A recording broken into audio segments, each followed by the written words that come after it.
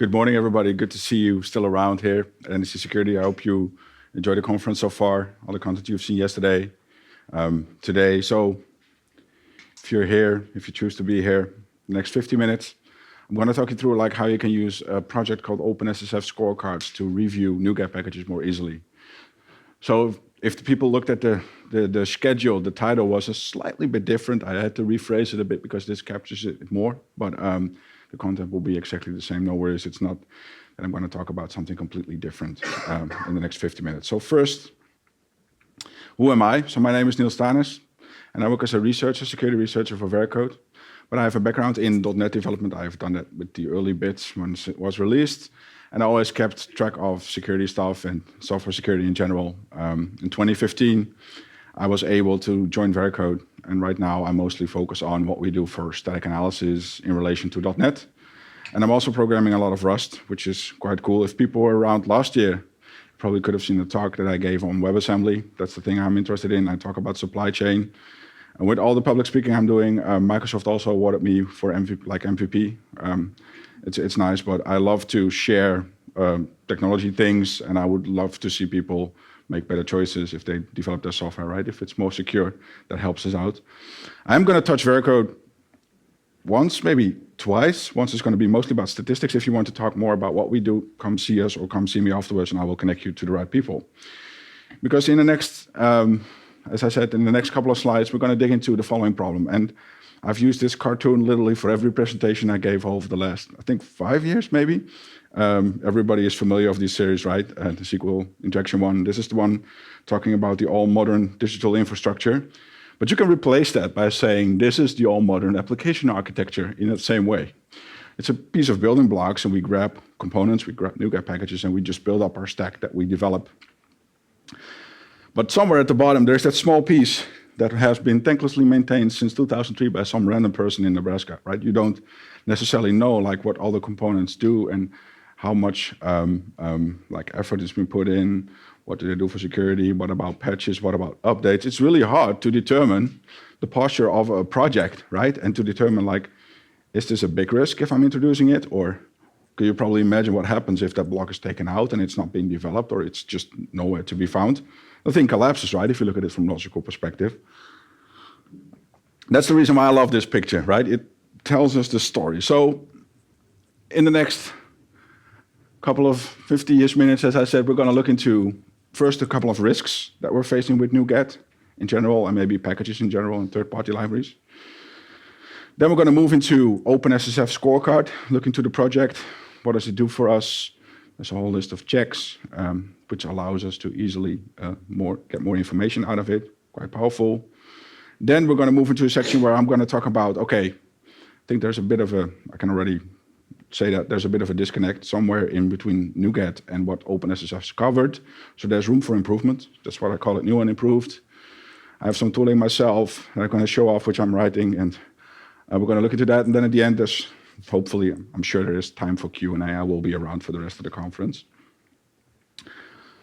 So average code base, you can look up different studies. You will find out and mostly say like, hey, 80%-ish is always somebody else's code. 20% is the code that you own. So these blue ones are code cartoons. Lynn Clark creates those. She's from Bytecode Alliance. I've used them in my WebAssembly talk, but the problems that we're talking about in both situations are the same. This is nicely illustrated. You're going to see a lot more of these drawings, and all links and all stuff that I'm referring to are in the notes version of the slides. And I'll have a GitHub repo at the end where you can find it. Right, so we rely a lot on the other components. And what happens with components, right? So first time Vercode, we publish a report called State of Software Security, and we do it on a yearly basis. And this one is published, I think it was 2021, version 11, where we looked into the open source world. And one conclusion we had to make, because our static analysis is a SaaS, so we have like some analytics of all our customers combined. But almost 79% of the time, libraries don't get updated. That's a thing that worries us a lot, right? Because something gets deployed, just run, it never gets touched, right? And over time, stuff is being found. A small sidestep moving into the Java ecosystem. Everybody's probably familiar with what happened with Log4j. Log4Shell, which is like they had their second anniversary last December when it got like published and everybody was heavily looking into it, ourselves as well, right? Because it was literally run everywhere. So last December, Chris Eng, our Chief Research Officer, posted a blog where he collects more of the data and looks into what the current status of Log4j and how it's being used, right? So that says more about the industry, not necessarily about NuGet and the ecosystem, but more about the industry. Turns out right now that still close to 3% of the people are still using a vulnerable version of Log4j. That's vulnerable to Log4Shell. And you can question, okay, maybe they use it in a different way, maybe it's not exploitable, but still, that's worrisome. There's 4% that has patched the version for Log4Shell, but afterwards there was a whole chain of other CVEs that were published, right?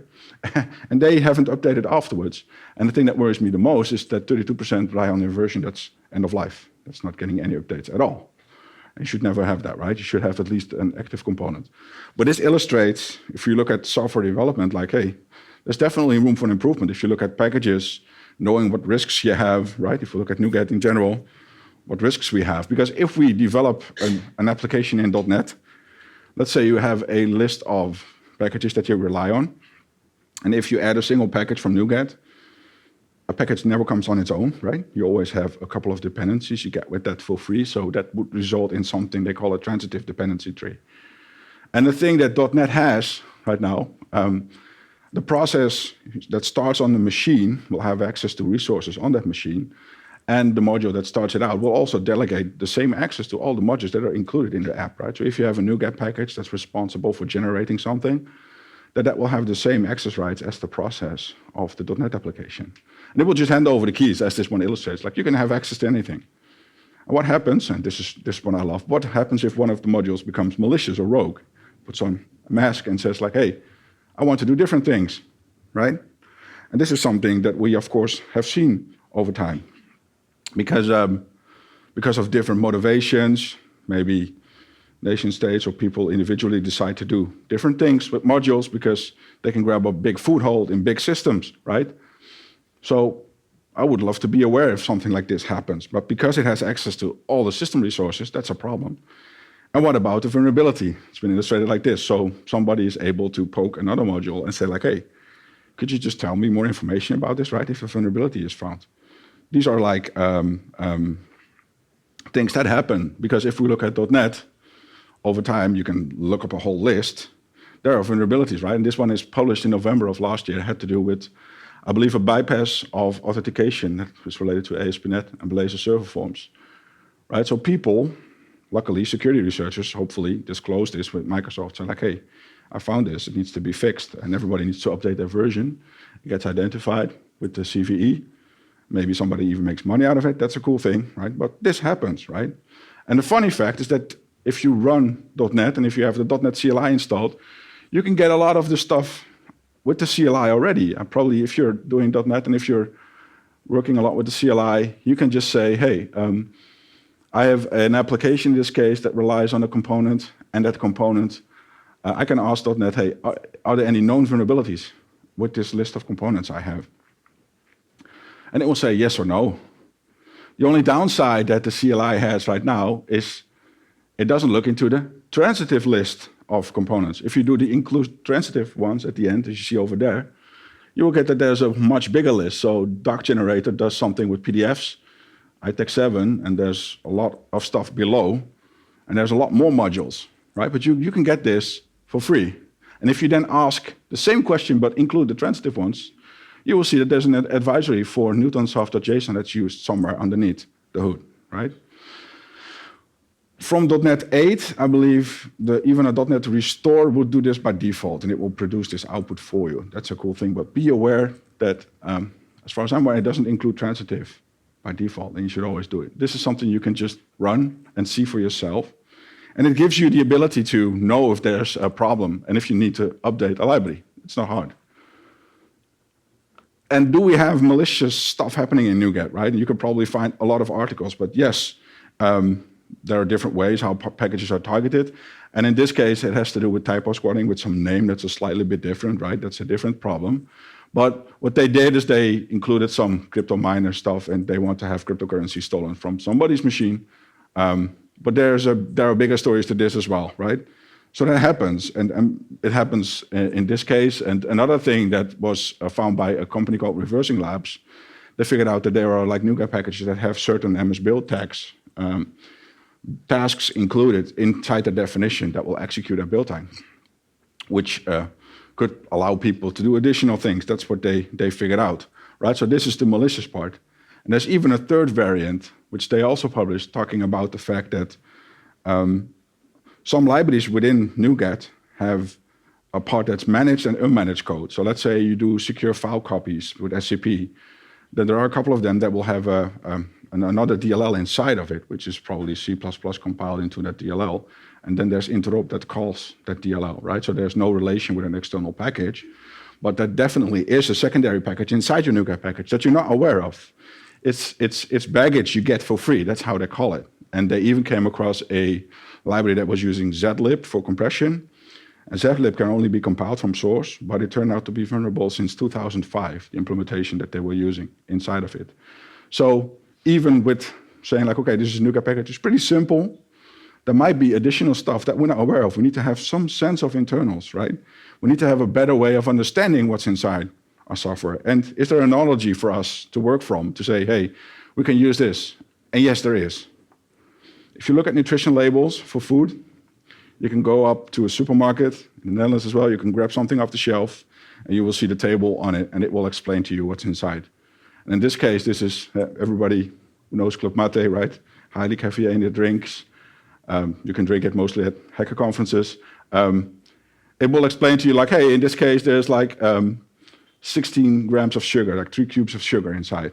So would it be a good idea to eat? Maybe, maybe not. And there's a lot of caffeine inside, right? But this gives you one overview of the product itself before you do it. Funny fact is that the thing that they do in the Netherlands, they will show you a certain amount, 100 grams or 100 mils of the same product. In the US, they do stuff with servings, which is an additional layer of abstraction that makes it even harder to understand, like, what's a serving? In this case, half the bottle is a serving, and that's the amount of stuff that they will then display. So for some reason, it's probably good to say, like, hey, if you have a bag of candy, you only eat 3, that's a serving. If I eat a bag of candy, it's not going to stick with 3, right? That's my problem. But in order to have good metrics and to drive from that, this is a good thing. And is there for software a similar thing? And I already touched it, right? Yes, there is. And it's called OpenSSF Scorecard. So my initial title was Security Scorecards, and that's how the project started out, but they renamed it. And it allows you to quickly assess open source projects for risky practices, right? As they say over here. And you can take well-informed decisions, right? You can look it up and say, hey, this is the table, and it will run a set of automated checks. And there were several checks that it looks into, which are like known to be risky, and we're going to look over those in a minute. But it will then calculate a score, and the score will vary from 0 to 10. So each of the steps that it will check, it can get 0 points or 10 points. 10 points is good. The higher the score, the better. And it adds up to a figure, and that tells something about the overall security posture of the package or of the project that you're looking into. And what they also did is there's a bit of weighing as well. So you've got high risks, which we will see in a bit as well. And there are risks that are like low, which are less relevant, but still relevant for security to know. So they created a scoring system for that. Keep in mind that the checks and the stuff that they do, it's being progressed right now. And it will give you a sense of the posture, right? Will it be consistently be the same? We're going to see it in a bit. No, but the essence will stay the same. But it will calculate a risk level, right? This is pretty cool. And it will take several different areas. It will look into, like they call it, holistic security practices. It will look into code vulnerabilities. It will look into maintenance and how it's defined. Continuous testing is important as well. How does it deal with source? In what way, the project? Accessibility and so on, and what is about the builds and workflows that might have got issues with that, and that adds up. So let's move into some of the details. We're going to go over the checks and then look into some scorecards itself. So one of them is looking into code vulnerabilities, and what it does, it takes the OS dev service, and it will check if there's any known vulnerabilities that have not been fixed yet. So this is an index you can just access yourself. I think I did this one last week, and if you then look at the ecosystem NuGet, you will see a list. There's like stuff that GitHub Security has published related to that client, and yes, there is a patch, but this is vulnerability data. So if there is no vulnerability data present, then you will have a 10, because that's good, right? If there are known fixes, then it will calculate another figure that will probably be lower to add up. So this is the first area, and this is the high risk, right? So this is not the critical one, so I think it's like a weighing in of 7.5 on the scale of 10. So that will be added up. What else is important? Does it use any dependency update tools? So most of these checks are all running on GitHub. I think they have partially stuff that also runs on GitLab. I haven't looked into a lot of the details because I mostly work on GitHub, but this is something that if you have Dependabot or Renovate bot running, that will help you out, updating stuff, right? Because as we saw before in the report, if you have a vulnerability in a library that doesn't get updated, that's probably the major point for an attack, right? If this meets the box, high risk, and right, 10 is good, 0 is bad, then that will be added up as well. What else is important? And then we're going to get to the lower risks levels. Does this project have a security policy defined? So if you go to GitHub now, you can probably find some projects that have a security.md file in their root. And mostly that's used to give information about, hey, if I find something, I'm a researcher, I find problems, I try to connect with people to get it fixed. These are the contact details, or even if it's a big, let's say if it's backed up by a company that has a bug bounty program, they probably will explain to you what are the conditions if you want to submit it to be eligible for bug bounties. But that's the thing, if that's present, then the good thing is that you can find a person to talk to. It's the same like with what Troy told at his keynote about grab a hold like of Grindr security people, right? If there is no real good way on poking the right person, then it might take long and it will become annoying. And stuff might get disclosed with all the risk tied to it, right? So this is good, having a security policy, and that adds up to the total. What about a license? It's always key, and from legal side, to know what type of license the component has. And the stuff that we're going to look into later on with tooling, you're not always allowed to decompile stuff as well, right? Although, like if source is publicly available, like that doesn't make sense. But there are licenses, and that will have limitations on how you can use it and what the legal risks are. So if it has no published license, that will be an issue as well, which will be added up in the scorecard. Another check they do is they call best practices badge program. And this is something they moved from, I think it was continuous integration testing or another project. But this allows open source projects to do self-attestation and explain how they deal with access control to Git, how they deal with their builds, how many people are involved in reviewing. This is like an attestation you can do yourself. And then if it's all good, then you get a badge you can put on the site. But this is an indication, right? This is an indication that you have worked through those practices and somebody has looked into and signed off for that. So that's good. The website link is in the notes. You can look it up. So a good thing as well, right? Having best practices on the thing. If you do test-driven development, hopefully, if stuff gets merged or if stuff gets built, you want to do tests in advance in order to make sure quality assurance levels are met, right? And that's exactly what this check does. And it will do it for the last recent commits, and it will check if there's test runs done. So if you have .NET and some unit tests, then they will be recognized. We're going to see that in a bit as well. So this is a low risk thing, but it will add up as well. Now continuous testing, and then related to fuzzing, right?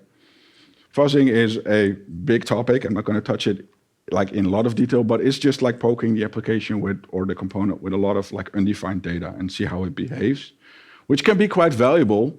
If you look at it from a unmanaged perspective, right? Would it make sense to fuzz managed code? Right? That's what my last thought is about. Like, would it make sense to fuzz .NET projects? The answer is yes. We're going to talk about it in the improvements, but it will look into like if there's any of these projects used to do fuzzing in order to have better quality of testing and have stuff covered in a different way. Less intended and less happy flow, more about like, hey, bit flipping and so on, right? But you want to focus on things that matter Because the other thing that they also check for is static analysis, and this is a bit of a big beast. It will check if certain services are used, and it will check these two ones. Is there room for improvement? Yes. Vercode is not on that list, but there's also a bit like how you can approach static analysis. There's different ways, and I want to talk about that more in the improvement section. But it's hard to do static analysis on a component. I think that's the general take on it, to have results that are something you can work with. But it will check it, and it will add up to the score. One other thing it will check, which is a high one, is are there any compiled artifacts inside the repo that is used to build the package? So I talked to you about the baggage story, about additional stuff that's a DLL that's been put in. A repository should only contain source code, and there might be a need for executables for testing or tooling or whatever, right? But it should not be an artifact that's used in the output, because it will be hard to reproduce that artifact. How do you have a guarantee that you know exactly what that artifact is and what's inside, right? Reproducibility of builds, it's key. I've talked about supply chain a lot as well, and you should be able to grab source from a repo, build a component yourself, and have the guarantee that that's exactly the same, or at least logically the same, as the one you get from NuGet, right? That's a tough problem. We're going to touch that in the improvement sections as well. Like, is there any way for us to better determine reproducibility for .NET? The other thing it also looks into is branch protection. And it will just look into some best practices in GitHub, and some of the GitHub stuff I'm referring to, there's a real long blog post in the notes that will explain the best practices. But it's good to have code review requirements if you push branches along and if you want to move stuff into getting it deployed. And force push on public branches is a no-go, because it will overwrite the whole history of stuff. You don't want that. And this is a high risk, right? There have been supply chain attacks where this happened. And for that reason, it's something you should be aware of.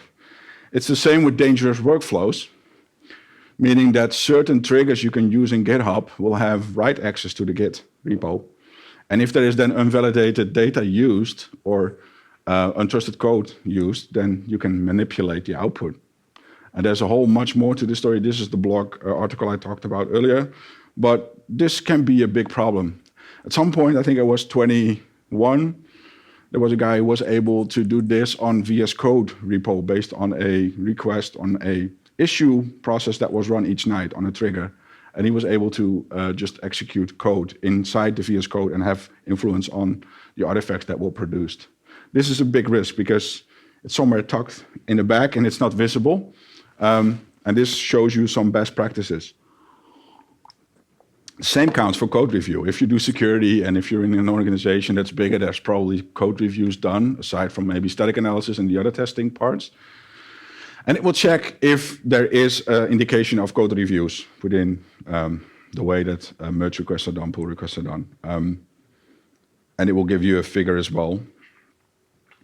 And what about contributors? It will check if there's no single contributor for a component.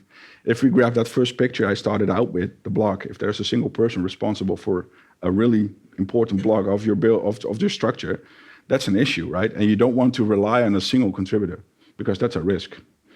But is a large list of contributors good, right? That's the opposite side of it. It's almost like a two-sided blade. Because if you look at let's say, for example, I've used this one before, so I just grabbed a slide. If you look at an NPM package that's used for Electron, on the left-hand side, I'm not sure if you see it, but it's small, it says Electron. This is the whole transitive tree of packages that comes with Electron. If you use VS Code or Slack on your machine, this is running on your machine. And on the right-hand side, you say like there's close like 100 maintainers that touch this code. So 100 people that are responsible for these packages that end up in Electron. These are only the maintainers. The contributors are, I think, 1,200-ish people that touch this code. So having all those people touch code and a lot of changes, that's also the opposite risk, right? Maybe you don't want that.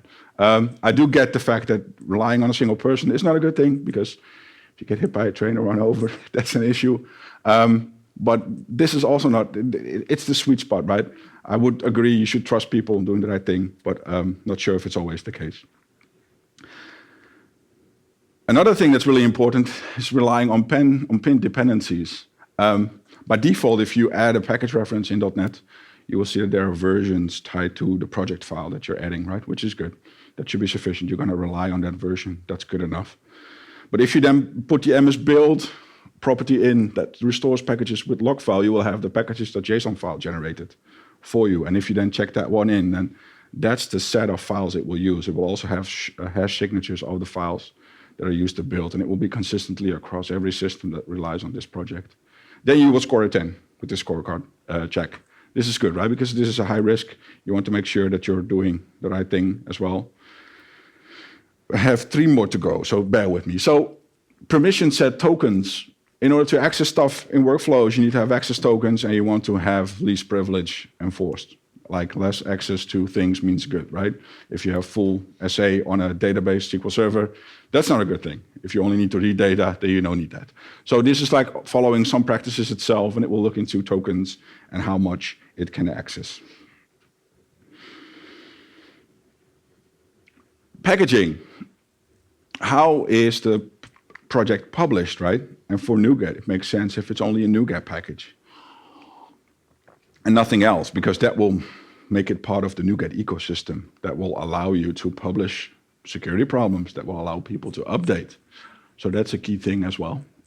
They check for it, and this will adding up for a medium risk if not. And this is the last one.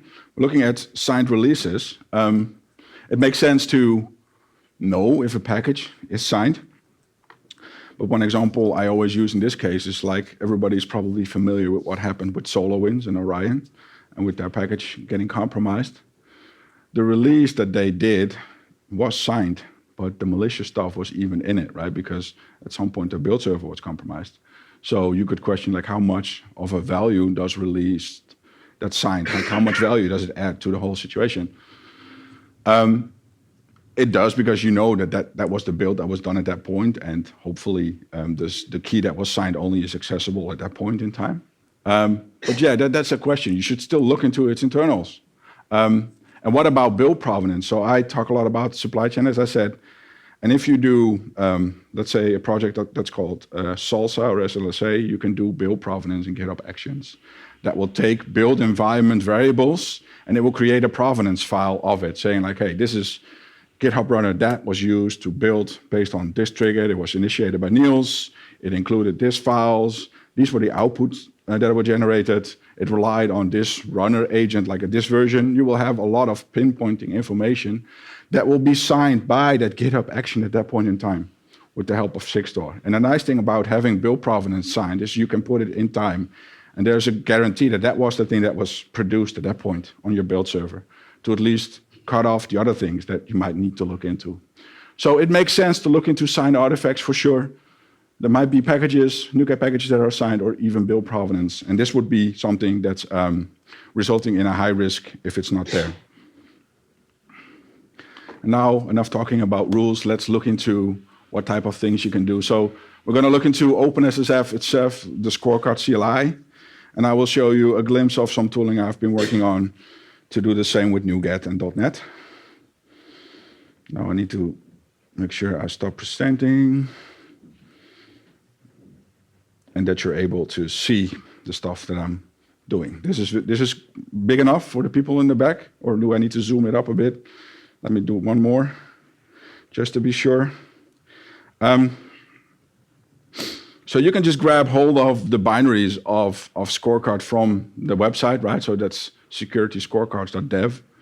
And if you search for OpenSSF Scorecard, you will find it as well. You can get it installed, and you can do a scorecard attestation of a GitHub repo. That's one of the first things I'm going to show you what happens. And the first thing it's going to complain about is that because it's going to reach out to GitHub, it needs to have a GitHub token accessible, right? Which, in this case, if you don't hand it a GitHub token, it will take much longer because it needs to throttle the amount of time it can poke GitHub, because it takes some time to harvest this data. So in order to do that, let me quickly put a token available for the same thing, and let me rerun it. And then it will start, and it will do all the checks we saw before, right? It will check for signed releases. It will see if there's a license available. It will check if there's any published vulnerabilities. And in this case, the GitHub repo is the one that's from newtonsoft.json. And how that correlates to NuGet, we're going to get to that in a bit. But this one will take some time, hopefully under a minute. I've checked it. And then you get this. And an output, console output, I'm not sure if it's completely readable, but we can go up a bit. We will see that the average score for NewtonSoft.json is a 3.4 out of 10. If I would have caught a 3.4 at my school, which had like a 0 to 10 system as well, that's not good, right? Look at it from that perspective. And if you go down over here, you will see it did all the checks. And it concluded that there are no binary artifacts in the repo that it relies on. They saw that 5 out of 10 out of 22 merge PRs have the tests run, so that will give it a bit of a different score, right? There's code reviewing done. There are 15 different organizations involved, so the contributor thing is good. There is no workflow defined in this. NewtonSoft is built differently, so they cannot define this. So if there's a question mark, it won't be taken into account for the aggregate score, right? That's something to keep in mind. There was a couple of discussions like, should something be a 0 or a question mark? That depends a bit on how you approach the risk. But this is the output you can generate. Is this usable? I think not in this format. Maybe you can, if you want to do a security review of a specific component, this might be the data you can look into. The nice thing is that you can also put a request out and say, hey, I'm interested in NuGet, and I'm interested in NewtonSoft.json. And what it underneath the hood does, it will check scorecard data, and it will define, or it will get the repo that's tied to GitHub for NewtonSoft.json. It will do the same checks. And the other thing you can also do is have a JSON file produced, right? And now it gets something that's something you can work with. So if you run this one, it will do the same. And I'm just going to run it, and I have one already done. It will start, but it will run, and it will produce a file which looks something like this, which is more, of course, digestible information perspective. I think I might have quitted it, but this is the file you will get from it, right? It's a JSON thing. It will, in this case, show the score of 3.4, and it will have all the things structured as well, all the checks that are done. So this is a file you can probably ingest, or store somewhere, and use if you want to do a one-off review, or if you want to do stuff continuously. And I mentioned before, it would be nice if we have some tooling available, right? If I need to do this for every project that I'm running, that's not going to help. So my tooling chain I call Fennec, and I've used it for API dumping in .NET libraries. What about if we can do a scorecard thing pretty easily with a tool? And let me quickly show you one other thing first before I continue. So this is data. You need to run the client on your machine in order to get that data. That's not workable. What about a web interface? And luckily, what they did with scorecards, and let me see if it's big enough. You can go to their website, and you see that this is a score 3.0, because this one is created with either a different check version of scorecards, or it was run on the 8th of January. And today, of course, it's the 11th, right? So projects that have been developed might have got changes in commits and so on. But you can also get it in this way. I'm not sure, like if you prefer to look it up, you need to know the project's URL in order to get this data. But this is also a way to go through and then get the checks and then look into what it has done based on rules and say like, hey, this artifact has not been signed. That's the conclusion, right? Wouldn't it be nice? So this is data, but this is not possible. Wouldn't it be nice if we can get data that's already JSON?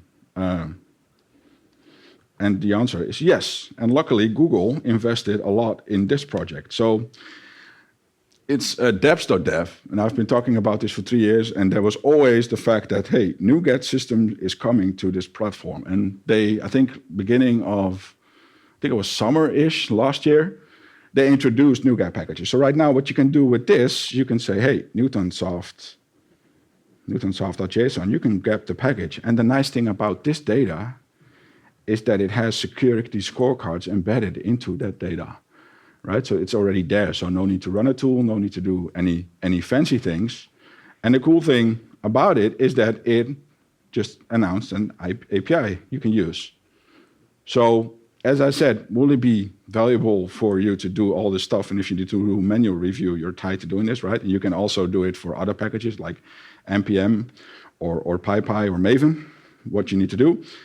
Wouldn't it be nice if we can do stuff automated for for .NET? And the answer is yes. So let me go to DOS blog, which is a open source project. That's a blog engine which has been used. Like when I started out .NET, somebody created DOS blog and everybody was using it, and somebody decided to port it to .NET and then .NET Core, and now it's available. And let me just go to, there's one project called Web Core, I believe, yes. So wouldn't it be nice if you can just say, hey, Fennec is the tool, and if you just say Fennec Scorecard, and if you run it, and Fennec itself, let me show you, it's work in progress, and I can assure you writing security tools and having it workable, like from a perspective, is hard. I'm working on it. There's a lot more in it right now that I'm going to talk about. But what it does, which if you do the scorecard thing, it will, let me open up this one in VS Code. It will go to that API I showed, and it will get the scorecards for those components. And in this case, there's a project called NodaTime. And you can grab NodaTime, and it will see that NodaTime has an average score of 5.1, and it will show all the checks that it has done for that one. So what my Fennec tool does is it will look into solution files, it will look into projects, resolving paths of projects. I've been smashing that one, but this one is looking at the local project file, and it will get the security scorecards. The funny fact is that this one has no one available, so it will just give you more minimal stuff. That is, oh no, this one has a score available, but there's one of the list that has less. Which one is it? You will still get the data, but it will be minimal. There's no scorecard in it. So this one only has a project key, and that's it. But if we then go to extensions of Microsoft, you will see, if I format the document, it will have all the checks, and underneath at the end, there is an overall score 0.5.8. This would be, if this would have been elementary school or middle school, for me, 5.8 will be just sufficient enough, right? But this tool, hopefully once I release it, and keep an eye out on the blogs, I will hopefully allow you to easily grab that data and store it. I think that's the first step, and then do something smart with those scorecards.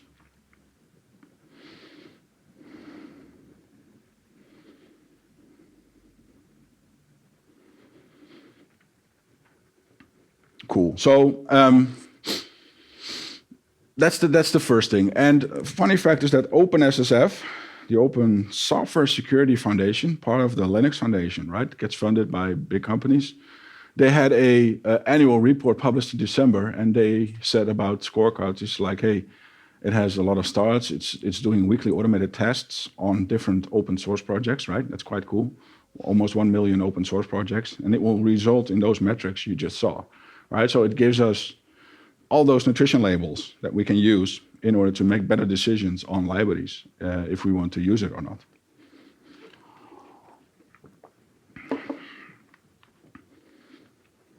So what can we improve? And there's always room to improve. This almost feels like a tell-sell thing. I was looking at like a nice badge that you can put on if you turn on the Dutch television during the day. There's like some people who want to sell you stuff, and then you see this kind of almost like word art thing of the early 2090s, right? But is there stuff that we can improve? And I guess there is. Let me touch that in a bit. First of all, I talked about fuzzing a bit, right? And it should be automated testing with a range of invalid and unexpected data. And it's supposed to be finding flaws in software. So if you have like browser engines that do a lot of unmanaged stuff, C++, this makes sense, because if you have a buffer overflow, at some point you can do code execution in a browser. That's worth a lot of money to do, right? Or to get paid for example. But can it be any value of managed languages like .NET, right? As I said before. And 5 years ago, somebody created and his name is Nemagia, if I pronounce it right, but he created a library called SharpFuzz. And it's a coverage-based fuzzer that will allow you to fuzz .NET in a pretty cool way. And this is a blog post he did in July of this year, where he talks about the ability to also use libfuzzer, but the initial one used America Fuzz Lollipop, AFL, right, which is a library or a program that you can use to fuzz. And he decided to do it, and this is an update of it. This is like a lot of improvements, because the question is like, are you having any value out of doing this on unmanaged code, right? And the first thing he showed, like, hey, I found some big stuff in the core standard library in the .NET framework that's related to some exceptions or some stack overflows. which is like, hey, out of bounds, that kind of thing. That makes sense. So it's finding reasonable stuff. And he even showed that there were CVEs published based on a denial of service, right? If you're able to instruct it in such a way that ASP.NET has a hard time on ingesting the data or something and it has no ability to respond anymore, that's a security risk. So I'm assuming those CVEs at the bottom even were like bug bounty related and so on. So that's pretty cool. So at the end, I like the sense, like if you ever wondering, first thing managed languages make sense, I think you get the answer here, right? He was able to find stuff. But the thing that matters most is you want to do some coverage-based fuzzing. You want to make, you want to touch the component that matters. I don't want to start out a program and then bit flip the input and then have it crash each time. That's less effective. So what he introduced in some of the test cases, and you can find this in the repo, is that this is the way how it works. So in this case, Jill is a JSON serializer. So if you have been to Jonathan's talk yesterday on serialization, this one that also does serialization, but it's always cool to look into and find stuff, right, that they talked about yesterday. But what they create over here is some kind of skeleton app, like a coverage thing, like, hey, I'm interested in doing the deserialize by dynamic call based on a reader, and in this case, it will get a stream passed on as an argument. And what SharpFuzz does is, if you start it out, there's a CLI that I didn't put in this slide, but you need to define a location where you can find test files. And in this case, it has just a JSON document. That's valid. And it will also push out to a dictionary that it wants to use. And then it will say fuzz, right? So there's a lot of more structure and more guidance in how it fuzzes. And in this case, it creates a test bench for that component, right? And this is the whole thing with fuzzing. You want to be, if you take a library from NuGet, like how it's going to be used. I can just poke all public-facing stuff, but it doesn't necessarily make sense because that's not probably how it's being used, right? So this is a way, I think, I would love to see SharpFuzz included in projects, or at least have test projects showing like, hey, you can run SharpFuzz on this. And if it then adds up to the scorecard, that will be really cool. So that's probably something I'm going to propose and work on and get it in. And a security talk won't be complete without any like AI or ML. This is a project I came across. I should have increased the font a bit, but Fuzzomatic is a project that's used to run fuzzes on Rust, but they do almost the same. They have like a targeted thing that they say like, hey, I want to test my module with this input, but then they derive this from test cases, unit test cases, and it will have an LLM complete those test cases. And once it compiles, it uses that to fuzz it, right? So that automates more of the stuff a bit more. And as I said, it's fancy, it uses AI. So I wanted to show this one. I think this is a cool project. There's always too much ideas and too less time on your hand, right? But this will be a cool one to dig into and to also see like, hey, could we maybe, if there are some solid unit tests within a components library, then it would make sense to use those to get better coverage of testing, right? The same counts with static analysis. As I mentioned before, I think if you look at it in general, like what are the improvements?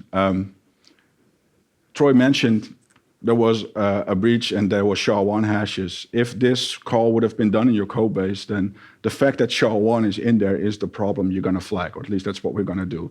Heuristically, that call should not be in your code, unless you have really good, like maybe there's some keying done or some caching or whatever, but doing stuff with passwords context, that's not the thing. That's like a single call. You can even, there are .NET analyzers that will flag these for you. You can just grab them and use them.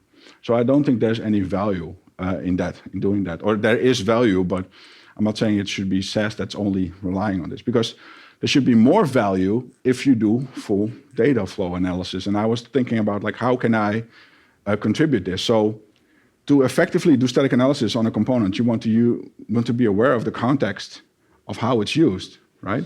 If I generate documents on a component, in this case, a report overview, then the fact that it's being called from an ASP.NET MVC controller and it gets input from the external world, that makes it a vulnerability, right?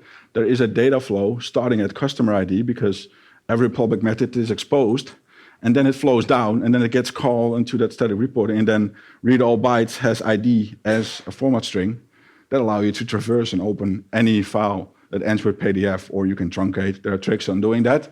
But this would be the static analysis that I would be interested in, like having more context and being able to flow data. And that's hard, especially on components, because you need to have more full understanding. And that's almost the same as I showed the fuzzing example I showed before, right?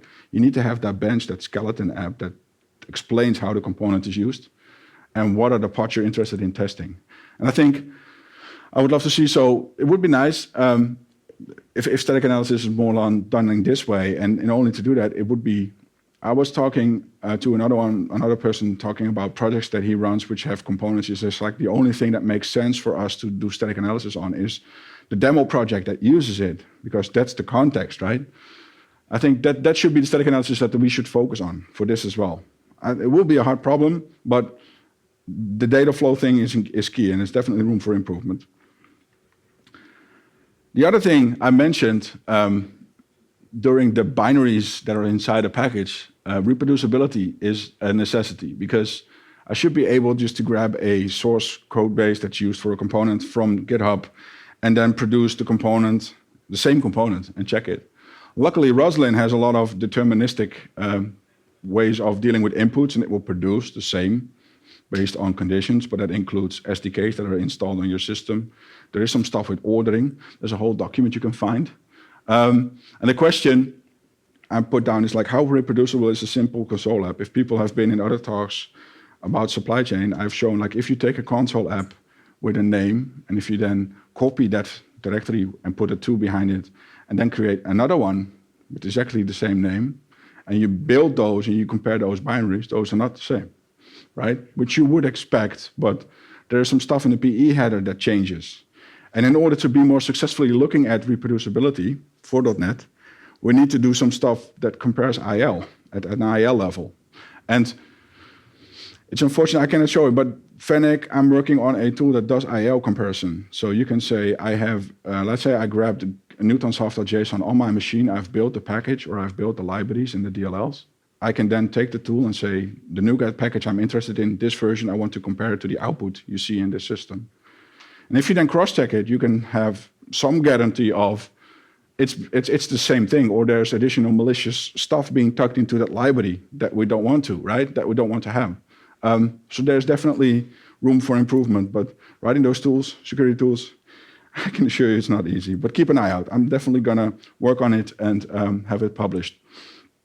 That it's workable for you to do just the same within a project that you own, that you can say, hey, and I'm getting to that in a bit, like it would even be nicer if the data is centralized available in the same way dapps.dev has it, right? But that's the future. One other thing, and this was a project, I'm not sure like how long it was ago when Microsoft published this, but this is a thing called Application Inspector.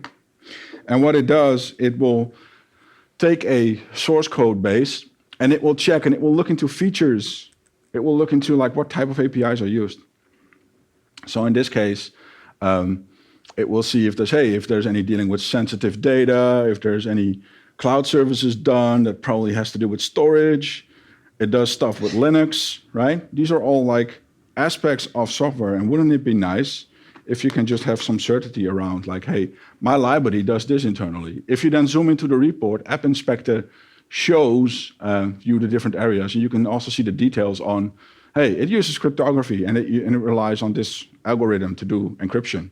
That can give you some sense, and it would be nice if you have an overview saying like, hey, this is a library and it relies on these calls, and why does a document generator need to do cryptography, right? You can question it and look at behavioral stuff.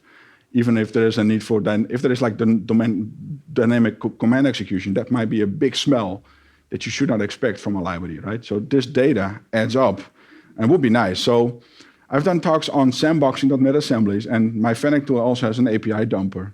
And right now I'm working on creating a profile of API dumping based on a package you get from NuGet. So you can get like a report as well where you say, hey, it uses HTTP client. Binary formatter is used, which is a big bell that rings, right? You don't want that. Those kinds of things allow you to also easily look in and say, hey, this information, we should do something about it. Or hey, this has changed since the last time we've used it, right? There are some bigger things we can cover. As I said, this runs from source. If you run this on .NET DLLs, if you interact with NuGet, you also need to be compliant with all the license stuff that's there, and I can assure you, dealing with licenses and deciding yes or no, if it's something is MIT or Apache or something else, that's a hard problem I'm solving right now. But you should be able to run this on a package and have the same profile. So that's pretty cool. Application inspector. So expect that to also land on the Fennec tooling I'm working on. And another cool thing is, and I'm pulling back some of the Rust ecosystem because I said I'm doing Rust as well.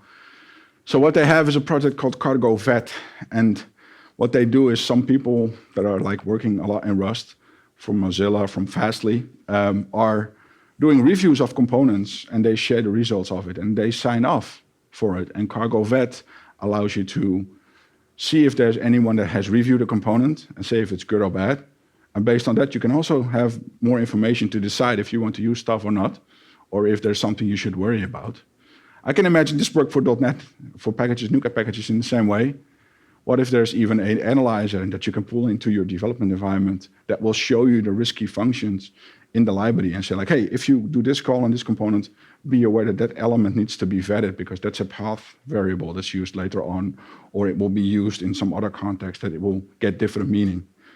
That's quite valuable, and it would be nice if we have similar things for .NET and just available within the IDE. That will be the right spot, right? If you're developing things and you can check it right away, that will be cool. So that's another idea. I would say like, hey, I would love to see similar things land in the .NET ecosystem with NuGet.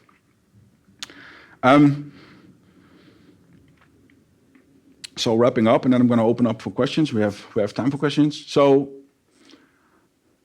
I think definitely Scorecard helps out reviewing a NuGet component, especially if you're able to grab those easily, right? As I said, there's still a lot of flux, but you will have a sense of what the risks are, and a 3 is bad and 8 is good, right? That's the right weighing. Of course, Scorecard should not be a goal on its own. I'm always compliant. That's of course the biggest BS you should ever say, but it definitely is sharing the information that's available. As I said, there's room for improvements, as I shared. I'm hoping that my CLI tool will fill up some of the gaps, and as I said, I'm also planning on doing some deps.dev equivalent things for the NuGet data that I'm collecting. So if you just go to NuGet and then just change the domain name to something else, you will get the whole thing tied to it. One thing I forgot to put in the slides is that the NuGet team has some stories and some epics on supply chain security that they're working on. And one of them is also showing some of the metrics about how popular a thing is and some metrics on what they have seen, which can allow you to make better decisions on security. So that's a cool thing. They've been pushing that one forward for the last 2 years, so maybe .NET 9 will get it, I don't know. But they definitely are working on it, and there will be more data available. The fact that deps.dev has NuGet access is a collaboration that they did because the data needed to be connected. And as I said, NuGet newtonsoft.json, that's an identifier that needs to be correlated back to this is the GitHub repo or this is the GitLab repo that you're looking into. And that takes some time, right?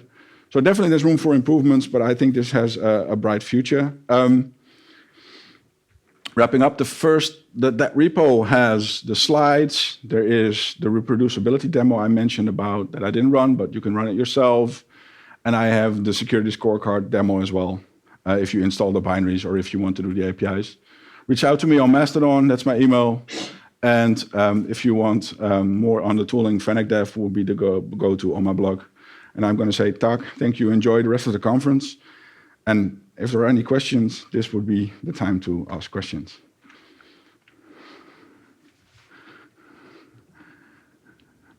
Okay, and otherwise, I will be here. I will be here for the rest of the conference. Enjoy it, enjoy your stay, and hopefully see you next time. Thanks.